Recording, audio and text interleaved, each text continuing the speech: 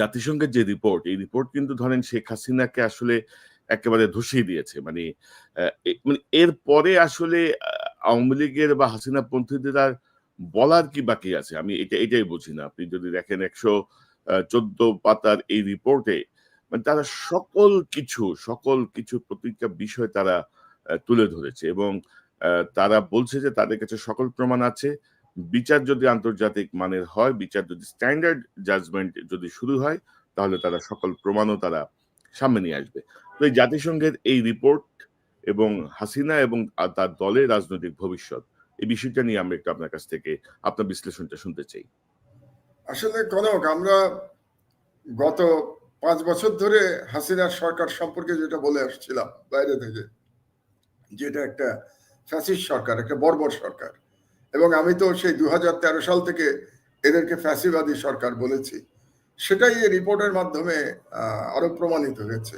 যদিও এই রিপোর্টটি মূলত জুলাই বিপ্লবের গণহত্যার উপরে এই রিপোর্টটি পড়েছি, আমি পুরোটা রিপোর্টটি পড়েছি।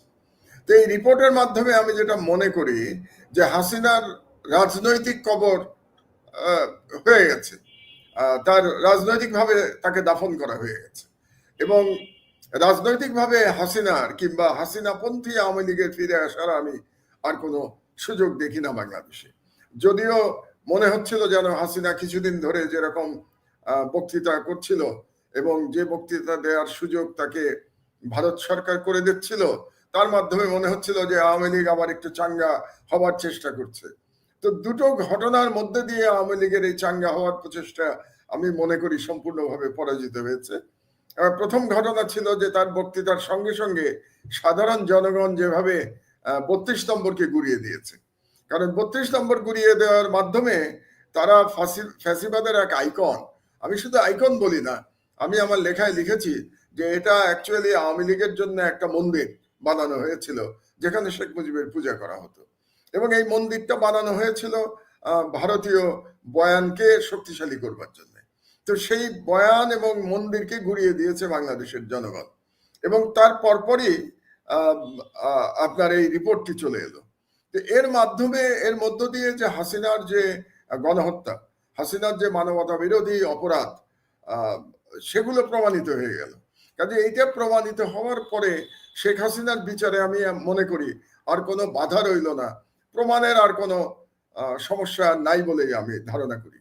এবং শেখ হাসিনা এবং আর যাদেরকে বলা হয়েছে, যেমন বিশেষ করে শেখ হাসিনা এবং তার যে হোম মিনিস্টার ছিল আসাদুজ্জামান কামালের কথা বলা হয়েছে, কাজেই এবং তার যে একটা প্যারালাল বাহিনী ছিল যারা এই গণহত্যা চালিয়েছে হাসিনার সরাসরি নির্দেশে, তাদের বিচার দ্রুত হয়ে যাওয়া উচিত, এবং এটা খুব বেশি কালক্ষেপণের আর প্রয়োজন আছে বলে আমি মনে করি না।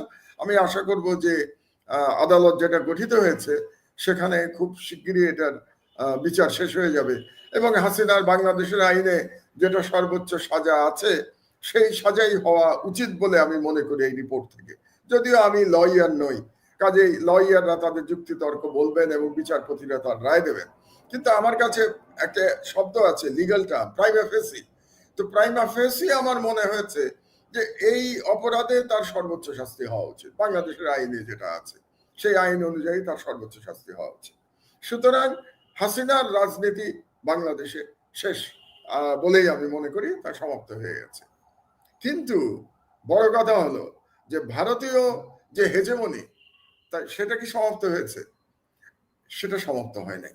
এটা আমাদের বুঝে নিতে হবে যে ভারত হাসিনাকে নিয়ে খেলছিল, হাসিনাকে ব্যবহার করছিল, এবং হাসিনার মাধ্যমে ভারত তার যে উপনিবেশ বাংলাদেশে তৈরি করেছিল সেই উপনিবেশটা হারাতে চাচ্ছিল না ভারত, এবং তারা মনে করছিল যে হাসিনার মাধ্যমে একটা বিশৃঙ্খলা তৈরি করবে, ইউনূস সরকারকে ফেলে দেবে, এমন একটা সামাজিক অস্থিরতা তৈরি হবে যে এখানে 1-11-র মতো একটা সরকার চলে আসবে। এটাই কিন্তু ভারতের প্রত্যাশা ছিল, এটা আমাদের সবাইকে বুঝতে হবে। ভারত কখনো মনে করে নাই যে হাসিনা আবার ক্ষমতায় ফিরে আসবে। ভারতের ইচ্ছাটা ছিল 1-11-2, মানে 1-11 যদি আমরা ফিরে যাই তো 1-11 সরকারের আসলে এটা একটা ভারতপন্থী সরকার ছিল। দুর্ভাগ্যবশত বাংলাদেশের সেনাবাহিনী ওই সরকারকে তৈরি করেছিল, তার মানে ওই সরকারের পিছনে মঈন ফখরুদ্দিনরা ছিল, মঈন মাসুদরা ছিল, যারা ভারতীয় চর ছিল, যদিও মঈন সেনাবাহিনী প্রধান ছিল, মাসুদ 9 ডিভিশনের চিফ ছিল, কিন্তু তারা ভারতীয় এজেন্টের আচরণ করেছে এবং ওই সরকার 2 বছর ধরে ভারতীয় স্বার্থ রক্ষা করেছিল, আপনার নিশ্চয়ই মনে আছে।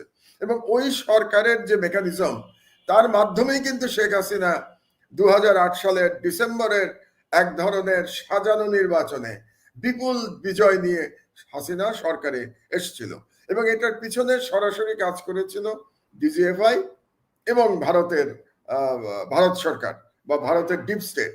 তাদের মাধ্যমে হাসিনাকে ভূমিধস বিজয় দেয়া হয়েছিল সেই সময়।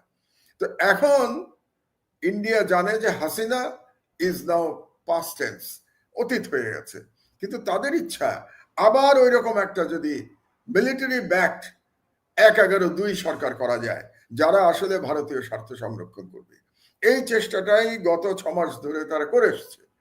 তো আমি ধন্যবাদ জানাই জাতিসংঘকে যে এই রিপোর্টের মাধ্যমে হাসিনাকে ব্যবহার করে যে 1-11-2 সরকার করার যে ষড়যন্ত্র ভারত করছিল সেটা পরাভূত হয়েছে এবং এটার জন্য পুরো কৃতিত্ব জাতিসংঘের। এবং এখানে যারা মানবাধিকার নিয়ে কাজ করেছে তাদেরকে আপনার কৃতিত্ব দিতে হবে। আপনারা কাজ করেছেন বাইরে থেকে, আপনি করেছেন, পিনাকি করেছে, ইলিয়াস করেছে, এরা সবাই কিন্তু জানিয়েছে। ইউএনকে আমরা সবসময় জানিয়েছি, আপনারা জানিয়েছেন আপনাদের তরফ থেকে, আমি জানিয়েছি আমার মতো করে। কাজে ইউএনকে আগেই বলা হয়েছিল যে বাংলাদেশে কি হতে যাচ্ছে। ইউএন জানতো হাসিনার ক্যারেক্টারটা কি। বাংলাদেশ থেকে যেমন ধরুন একচেটিয়া অধিকার কাজ করেছে, মায়ের ডাক কাজ করেছে, এদের কাজ করার মাধ্যমে ইউএন এর মোটামুটি ধারণা হয়ে গেছিল হাসিনা সরকার সম্পর্কে। এবং এই গণহত্যা হওয়ার পরে যখন ফ্যাক্ট ফাইন্ডিং মিশন আসলো বাংলাদেশে, আপনি জানেন এটা ইউনূস সরকারের আমন্ত্রণে এসেছিল ফ্যাক্ট ফাইন্ডিং মিশন, এবং তারা এসে সবার ইন্টারভিউ নিয়েছে, আলামত সংগ্রহ করেছে, করার পরে এই বিশাল রিপোর্ট তারা তৈরি করেছে। এবং এই বিশাল ইটস অ্যান ইনডাইটমেন্ট, যে একেবারে হাসিনার বিরুদ্ধে সমস্ত অপরাধের একটা দলিল হিসেবে জাতিসংঘ করেছে। এবং বাংলাদেশের ইতিহাসে আজ পর্যন্ত এই ধরনের কোন শাসকের ব্যাপারে এই ধরনের কোন দলিল জাতিসংঘ করে নাই। এবং এই দলিল করার মাধ্যমে তারা ভারতীয় চক্রান্তকে পরাজিত করেছে। কিন্তু ভারত তার চেষ্টা চালিয়ে যাবে। আপনি কি মনে করেন ভারত যে একটি উপনিবেশ তৈরি করেছিল বাংলাদেশে, এত তাড়াতাড়ি সেই উপনিবেশকে কন্ট্রোল তারা ছেড়ে দেবে? তাদের চেষ্টা চালিয়ে যাবে তারা। কাজে আমাদের ইউনিটিটা রাখতে হবে এবং আমাদের কাজ কিন্তু চালিয়ে যেতে হবে, আপনার কাজ চালিয়ে যেতে হবে, যাতে করে ভারত সেটাতে সাকসেসফুল না হতে পারে। পিনাকি কাজ করছে, ইলিয়াসদের করতে হবে।